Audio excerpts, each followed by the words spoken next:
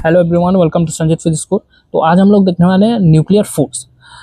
तो nuclear force जो है ये एक शॉर्ट रेंज फोर्स है जो कि न्यूक्लियॉन्स के बीच में लगता है, बिटवीन न्यूक्लियॉन्स। तो कोई भी जो न्यूक्लियस होता है वो न्यूक्लियॉन्स से मिलकर फॉर्म होता है। तो न्यूक्लियॉन्स जो होता है मतलब प्रोटॉन एंड न्यूट्रॉन का पेयर, उसको हम लोग बोलते हैं न्यूक्लियॉन। तो हर एक पेयर के बीच में एक फोर्स लगता है जिसको हम लोग बोलते हैं न्यूक्लियर फोर्स।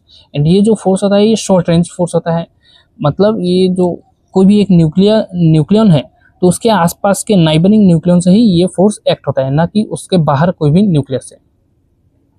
एंड ये जो फोर्स होता है ये स्ट्रॉन्ग फोर्स होता है, मतलब वेरी स्ट्रॉन्गेस्ट फोर्स होता है। 4 तरह का फोर्स होता है, उसमें सबसे स्ट्रॉन्गेस्ट फोर्स होता है न्यूक्लियर फोर्स। तो आइए इसका डेफिनेशन देखते हैं।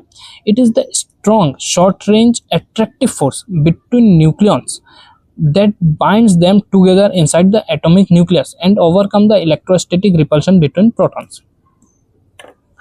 तो ये जो न्यूक्लियर फोर्स है ये अट्रैक्टिव फोर्स है जो कि न्यूक्लियॉन्स को बाइंड करके रखता है। एंड न्यूक्लियॉन्स के बीच में जैसे प्रोटॉन भी होता है। 2 न्यूक्लियॉन्स है तो दोनों में प्रोटॉन भी होता है, तो प्रोटॉन के बीच में रिपल्शन भी लगता है, मतलब इलेक्ट्रोस्टैटिक रिपल्शन फोर्स भी लगता है। बट ये न्यूक्लियर फोर्स इतना स्ट्रॉन्ग है कि ये इलेक्ट्रोस्टैटिक फोर्स को ओवरकम करके इन दोनों को बाइंड करके रखता है। मतलब ये बहुत स्ट्रॉन्ग फोर्स होता है। तो आइए इसका प्रॉपर्टीज देखते हैं। Very strong force, nuclear force is the strongest known force. तो नॉर्मली 4 तरह का फोर्स होता है, nuclear force, weak nuclear force, electrostatic force and gravitational force. तो इन चारों में सबसे स्ट्रॉन्ग फोर्स होता है न्यूक्लियर फोर्स।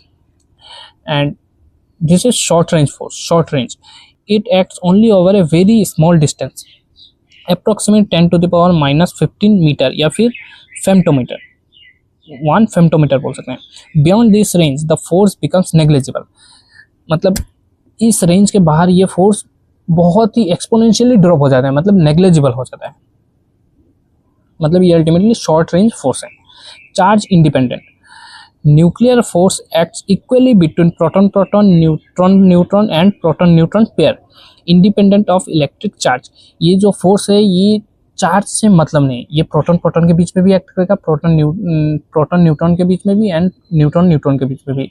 जैसे इलेक्ट्रोस्टैटिक फोर्स होता है वो सिर्फ प्रोटॉन के बीच में एक्ट करता है, या फिर न्यूट्रॉन के बीच में एक्ट नहीं करता क्योंकि वो इलेक्ट्रिकली न्यूट्रल है।